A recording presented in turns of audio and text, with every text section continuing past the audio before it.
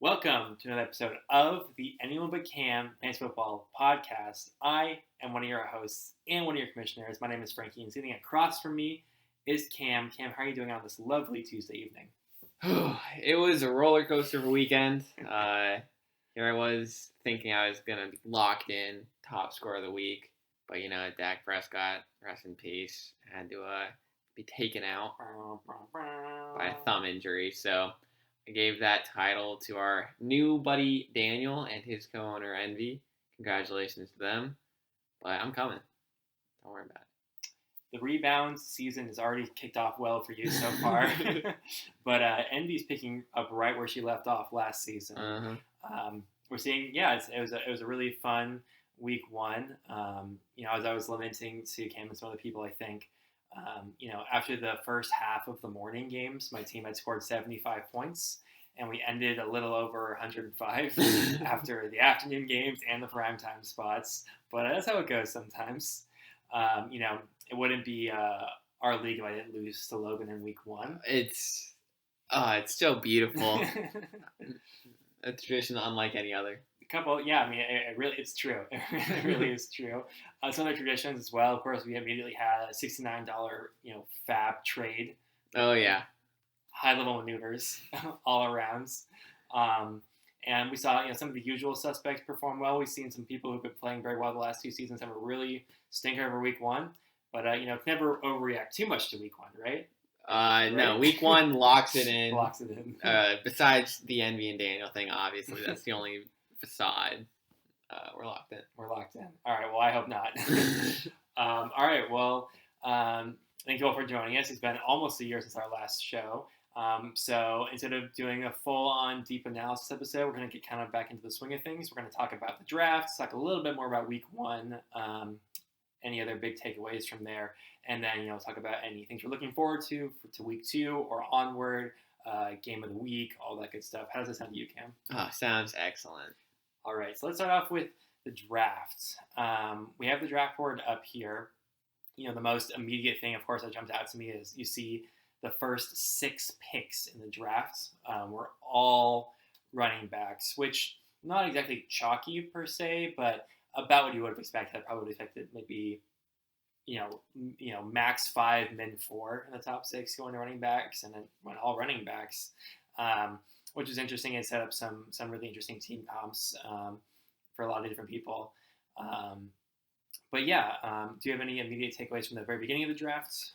Well, early draft, you did say lots of running backs, and the two people that got the wide receivers, myself and Envy, 2 best teams. So, maybe you guys are stupid, especially Devin picking Najee Harris. I mean, come on, man. That was the one that shocked me the most, because in all of my mocks, I was kind of basically just getting my choice of Mixon, and that's about it at that point in terms of running backs. So I was more than overjoyed to see that I got Dalvin. So thank you for that, Devin. We appreciate it. I mean, Devin had a good draft overall. I think there was a couple picks here and there. I was like, why does he do that? But Devin always, I feel like I never really fully understood Devin's draft strategy. I feel like that's been a running theme for me and him. Look, Devin, the buffest among us, the most high T draft I can see with 4 running backs in the first 5 picks.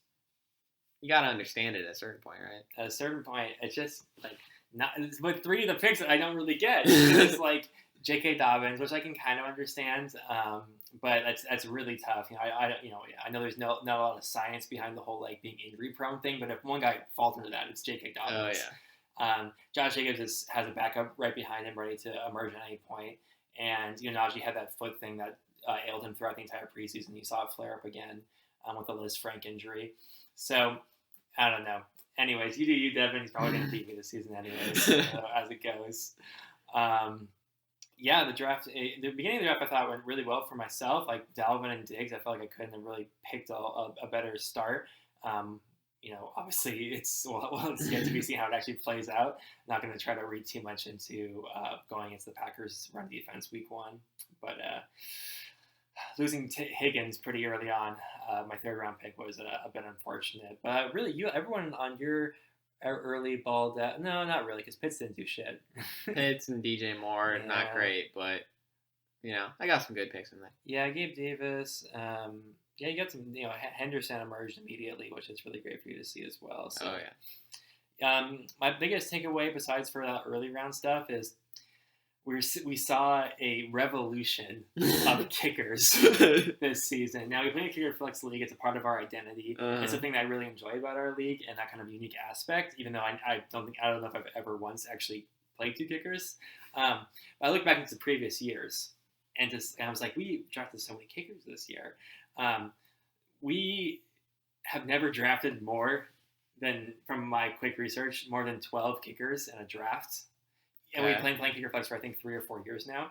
17 kickers were drafted in this draft.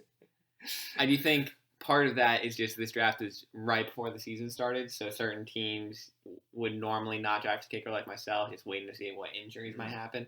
But I did like what you did, just immediately dropping. Who was it? The Lizard King, Sammy Watkins. Yeah, he dropped Kenny G. Yeah, exactly. So,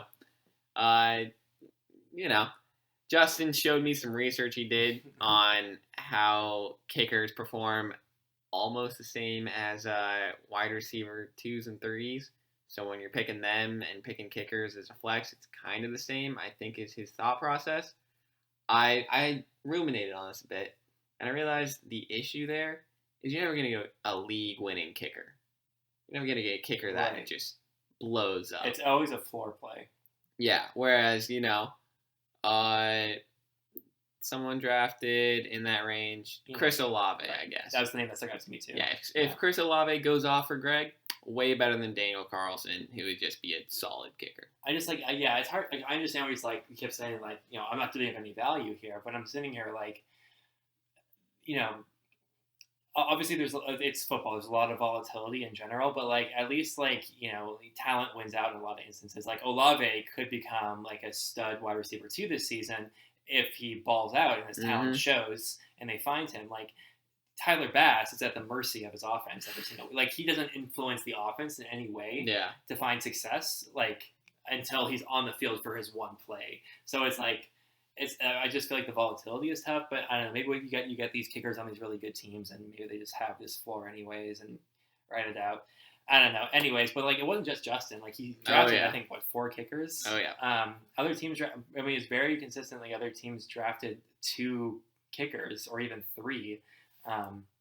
There's the majority of teams in the league drafted at least 2 kickers. 6 of them. Yeah. I mean, okay, majority half, close enough. It's and we consider that Cam and I didn't even draft ones each, right? It's the fact that we got 17 kickers off the board in a 12-team league is pretty absurd. But anyway, I think I've nailed that point. Enough with this. It's hard to have a whole lot of other takes on the draft because it's just week 1. But we'll see how things play out. But I'm still feeling good about my draft, and I'm sure you are as well. Of course, it's week 1, and we'll have to write it out. Speaking of week 1. Obviously, big performance from you, big performances from Greg, big performances from Denby, Daniel Envy Daniel. And a lot of other teams, like myself, performed okay, but definitely a little bit under expectation. It happens. Did you have any major takeaways from your game or any other of the other games that happened? Well, it's nice to see that the alphas are all, my betas, as it were. But then you see some other divisions like Rotlack, pretty solid scores, all besides Dylan, which obviously we all expected Dylan's team to suck. And then, Studs and Stoners, no one scoring over 120 points. So,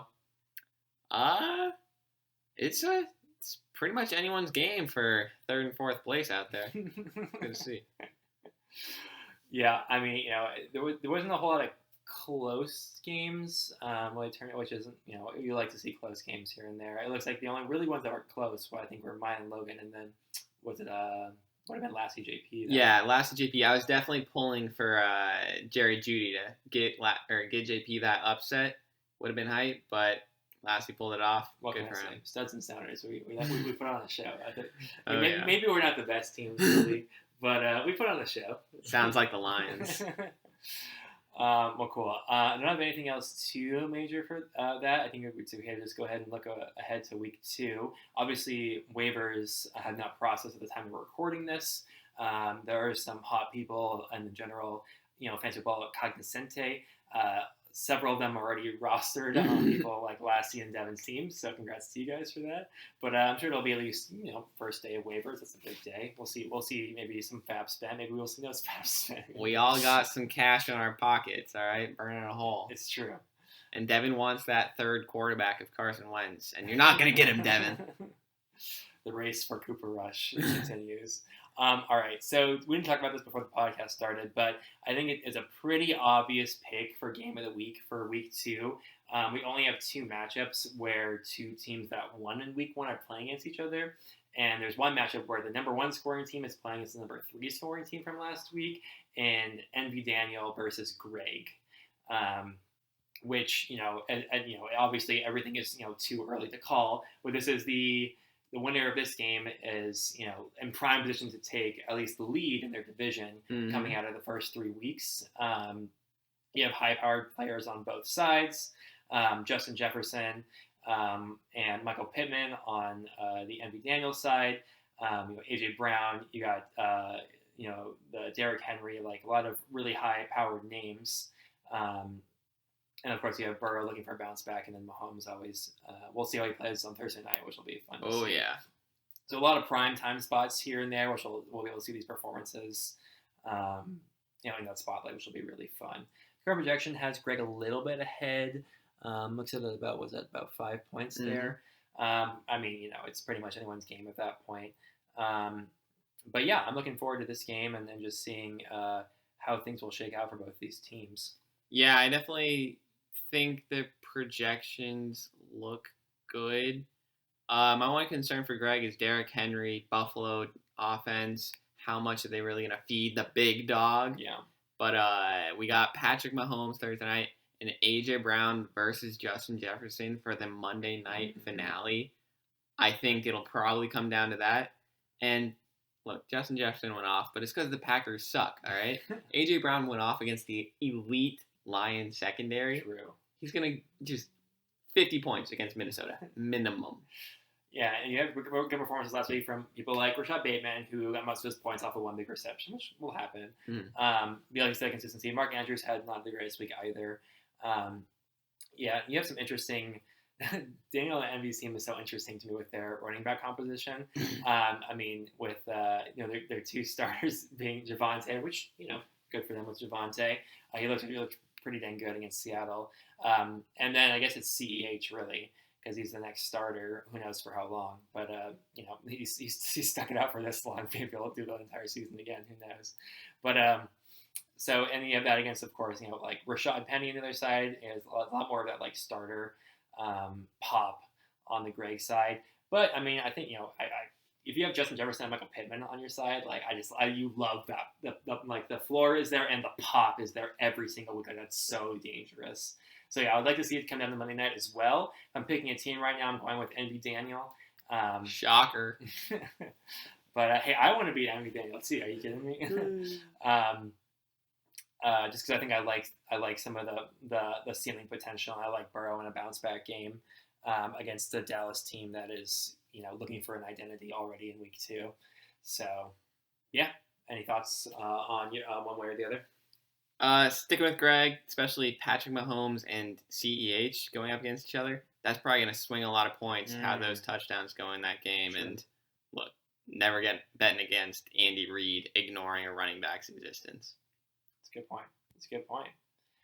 All right. We have a lot of other good matchups coming up with all these other teams. Maybe they didn't win week 1, but you still have good matchups. You versus Jake, as you're pointing out right here, should be a pretty good one. Obviously, you need to hit the waiver wire for a quarterback. So it's a little bit hard to say how things are going to shake out, but it's guaranteed win for me because Allen Robinson is currently projected for 10 points, which is 10 too many. And I'm only projected to lose by 4 without a quarterback. So good luck next week, Jake. That's tough. That is tough. Yeah, when you have a quarterback who's usually projected to sleep around 20 points and you're only a 5-point dog, that's tough. Christian McCaffrey versus Saquon Barkley in our RB1 slots playing against each other this week. Saquon all day. Should have been your first overall pick, Jake. Idiot. with Matt Rule, you never know what he's going to cook up for in terms of a stink fest there. So going through some of the other games here. Which one is this one? Is Devin versus Tyler. Tyler did underperform quite a bit in week 1. Obviously with Akers not doing a whole lot. Nick Chubb looking good, not scoring a ton of points, but he always had the opportunity. And then of course Keenan, who looked really strong in the beginning of the game, and then immediately had that injury. So let's see how that shakes out. Yeah, that's brutal. But obviously he has that insider knowledge of James Robinson. Look, it's not the same as Nancy Pelosi on the stock market, Tyler, but it's similar. It might be worse. Yeah. It might be worse. Because this you could actually get in trouble for. Yeah. True. Oh my god, he started the Jacksonville defense too. What a mad against Matty Ice and the Colts. No. Pretty uninspired performance last week. So we'll have to see about that. Look, they let Carson Wentz ball out, so maybe you should scout better next time. Seeing a lot of AFC South action on both these teams. I'm just, I don't know. I'm not sure what the appeal is. But anyways, we have the rest of the division matchups as well.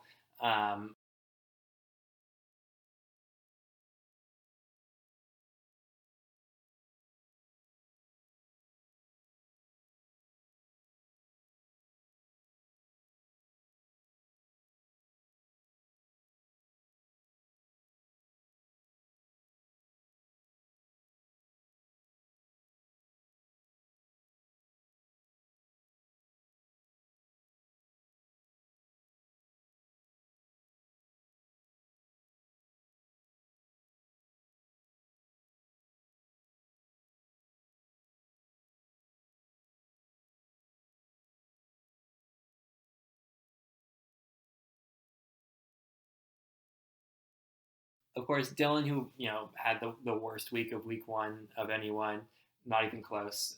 Looking for the bounce back. I guess he's gonna. I don't know. I guess the question is what he's gonna do with his quarterback situation with Trey Lance. Is it really just a wait and see? Does he have anyone on his bench? I can't imagine he does. Nope. The race for Cooper Rush continues. Dylan's got 2 backup Vikings offensive players. What an idiot. That's tough. And he's got a tight end who doesn't play football, which is tough. Things are not looking. What happened to Dylan's team? Well, when you go for the San Francisco stack of Trey Lance, George Kittle, and Brandon Ayuk, and San Francisco loses to the Chicago Bears in the year 2022, it doesn't look very good for you, dude. And they're playing maybe the hottest or second hottest team in the NFC in the Seattle Seahawks. Oh, yeah. Shut down Russell Wilson. They can shut down Trey Lance. Weird stuff happens in the NFC West games, but I'm not sure I expect an explosion of offense necessarily. Yeah. But Jonathan Taylor for Justin playing against Jacksonville, probably going to win this game single-handedly for him. Who's Josh Allen playing? He was playing like a nobody too, right? Tennessee. Well, okay. Apologies to Tennessee fans. Not that we know any of them. They lost to the Giants. Yeah. They're nobody now. So we're coming down to the end of it here. We just have the my game left, I guess, here. Me against Lassie, projections are pretty tight. I guess I'm a little bit ahead, it's looking like. It's some better matchups for some of my players this week. Hoping to see Higgins come back from his concussion. And CTE Higgins was a top key nickname. Thank you. I got the injury alert, and I immediately went to the break room, and I'm like, oh, I'm inspired. I need to do some soul searching for tight ends after I was what's the word? I'm not snubbed isn't the right word, but essentially I was stolen from the 2 tight ends I was targeting in the draft for if I didn't get someone early on. They were both taken 1 pick before I could in the draft. So and Irv Smith went I think 0 for 2 or 0 for 4 on 4 targets last week. So anyways, and Corlin said I might as well cut if Russell wasn't going to play that for the rest of the season. But feeling decent about my chances. I don't know. Yeah, I'm pretty used to starting. Flex is scary with Sutton and Elijah Moore. Both people that just refuse to get targeted by their quarterbacks. I mean, Sutton got more targets than Judy, or at least maybe it was probably close. He just didn't throw the wide receivers all game. I don't know. I just say to that. And Elijah Moore, I'd say, yeah, it's like, I don't know. I figured like even if he wasn't a high draft. He's my wide receiver for a reason. It's like you hope you get some good weeks from him. With some good Zach Wilson weeks, but with Flacco, it's like, what can you really expect? And then on the Lassie side, Michael Thomas. Michael Thomas played football last week. Yeah, Michael Thomas he's doing good, dude. He's back, yeah. He caught a touchdown. He's great. Christian Kirk is the number 1 target for Trevor Lawrence, which, it's good enough. Deontay Johnson, number 1 target for Mitch Trubisky, which, it's good enough. Mike Evans, Leonard Fournette, and Tom Brady, all for Tampa Bay. If they're actually able to be competent on offense, dude, his team is scary. I didn't even realize that. Yeah, last year's team looks really strong. All right, well, I'll start 0-2 for I've started 0-2 I think the last 4 or 5 years in a row, so I'm used to it. It's no problem. Congrats. Thank you. I was looking at the league stats over the years, and it's like, dude, every single year I'm the 6th or 7th seed. It's really bad. Oh man. All right, well that was all the games. What's up? We still got Logan versus JP. Oh my god, I forgot the other half of Southern Stoners. Oh my gosh.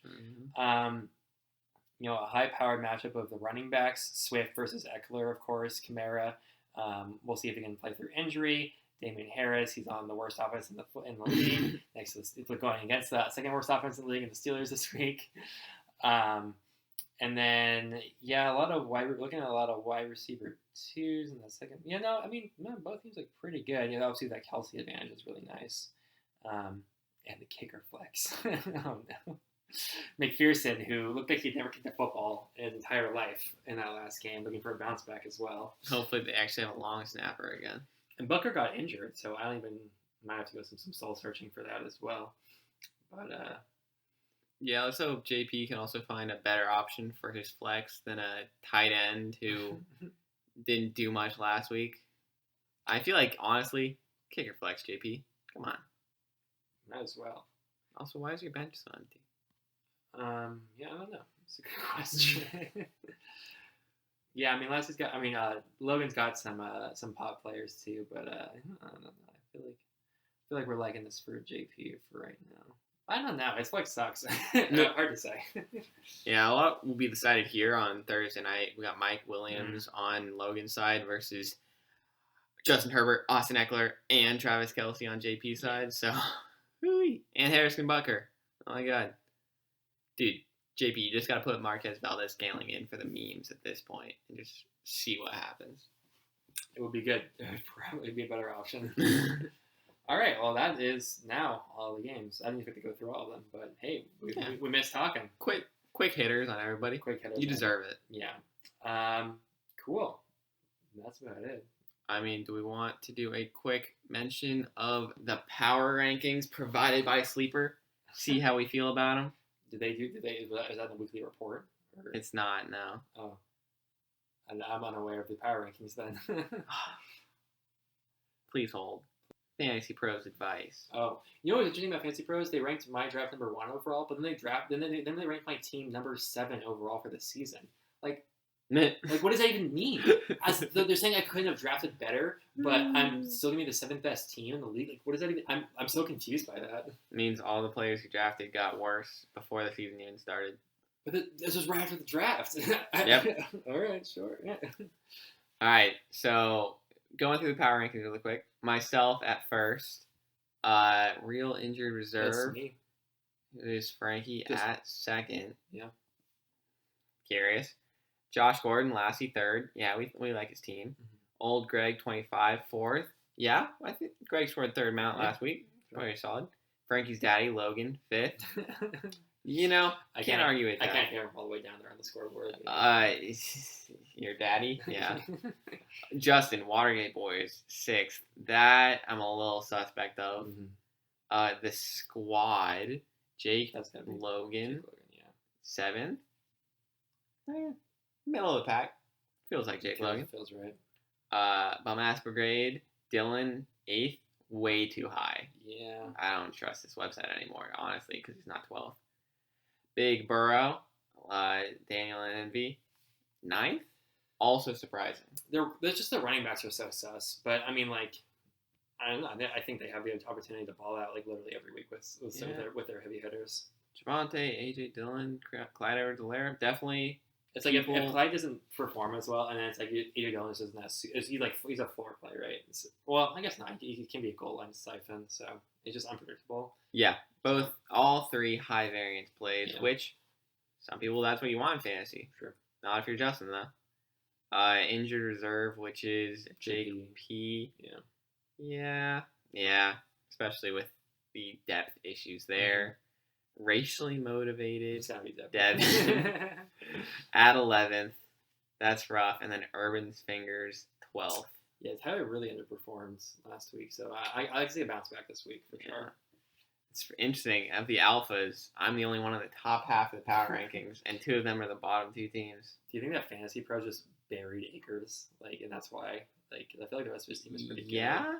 Obviously the injuries. Sucks. Yeah. And they don't know what he knows about James Robinson, so yeah. Anyways. And Aaron Rodgers is, now being a door-to-door snake oil salesman. All right. And that was it. Yeah. Thank you all for joining us for another episode of the Anyone But Cam Baseball Podcast. I have been Frankie. And I'm Cam, preemptively dunking on you for all my fab wins, losers. And we will catch you all on the next one. Nice.